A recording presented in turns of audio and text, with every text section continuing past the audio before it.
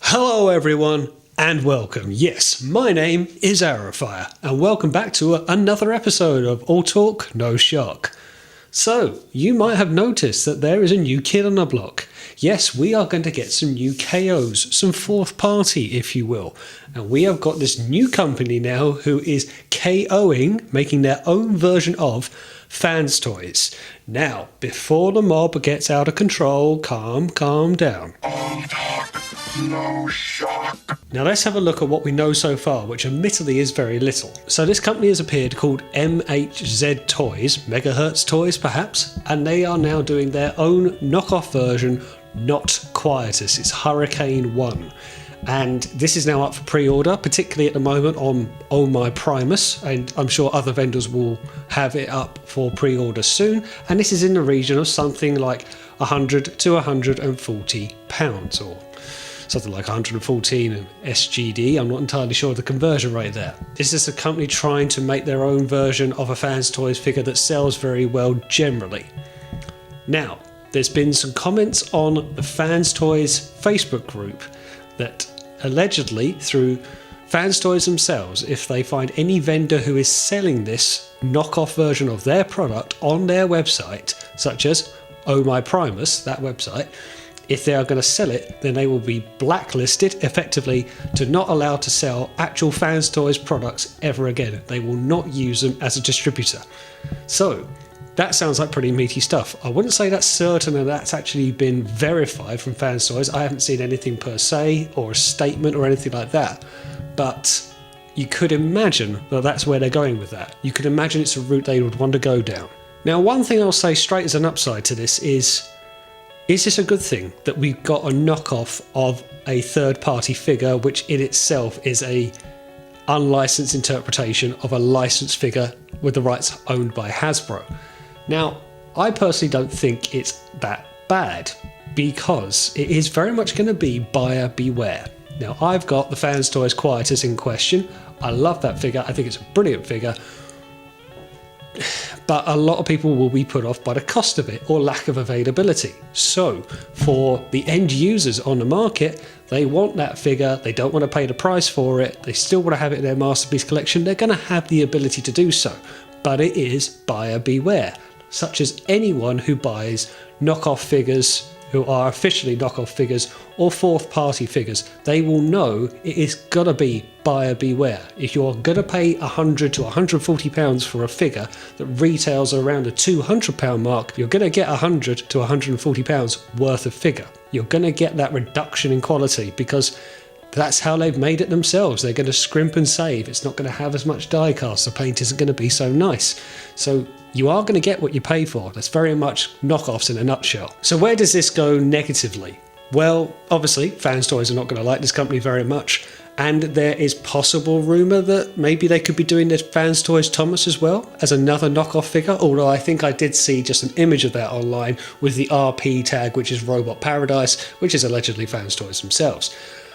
But the negative side is then it's going to undermine the market in some people's eyes. People who are die-hard Fanstoys fans who do not like the quality of their figures misrepresented. And you get this very kind of niche battle of people who only want Fanstoys, defanders, such as the name that is thrown around. And I get that, I understand that, and if you like your product, you can still continue with your product. Fanstoys are not going to stop making their products, but I would say do think about it. And I would say this to Fanstoys as well, if they're watching my videos. Do think about the glass house situation. You're getting angry that someone is blatantly, admittedly blatantly, copying your product and not making any shame of it, particularly when the name says not Quietus. But you of yourselves, Fanstoys, are doing so to an unlicensed figure, a figure that you do not have license for. Hasbro owns the rights to it, which you've infringed on with your own interpretation. A very good interpretation, yes, but one you do not own. So possibly do not throw stones in those glass houses when someone else comes along and does an okay, very on-the-nose rip-off of your figure. Another point I do want to mention though is what this is going to mean for other third-party companies. If we're going to see the likes of the mighty Fanstoys being ripped off and having their characters completely straight up knocked off in their guise and disguises and very much copy and paste under another company. What's this going to mean for other companies? Are we going to see the likes of an X-Transbots now doing this? Are we going to have Mate Toys, Planet X, to just name but a few? To pick on Mate Toys, is one that really could intrigue a lot of people, is their contact shot. And that figure is very expensive, very hard to find, and good, as I understand it. I've never held one myself, but certainly retails something like £250 on the secondary market. If that went up at a reduced price because a company did their own KO version of it for £150 or less, that would sell in no time at all. Which again is great for the end user, people who've missed out, and Mate Toys aren't showing any signs of re-releasing it. It's, again, the end user who would benefit to that, but Mate Toys themselves will feel a bit put out. And then finally, there is an upside to Fanstoys in all this. Think of it. Imitation is the sincerest form of flattery, and this is free advertising for Fanstoys. How could it not be? Cyclonus is revered as one of the most articulated figures on the market. That Quietus is one of the most sought after, and people such as myself begrudgingly pay the price tag for it because it is so good. Well, of course a company would want to take their own attempt at it and make that kind of impression onto the market by going after the king, if it's not too strong a phrase to say. Of course they would do that. Fanstoys could take this as a little bit of a badge of honour here, that they have been chosen to be targeted, and people will make their choice. They will say, I don't want to pay the Fanstoys price, I want to pay the £100 less, I want to have the cheaper quality figure, but at least I get a masterpiece Cyclonus in my collection. Or you will get people who say, do you know what, I don't want the cheaper version, I will go with Fanstoys, I will pay the extra money to get that quality.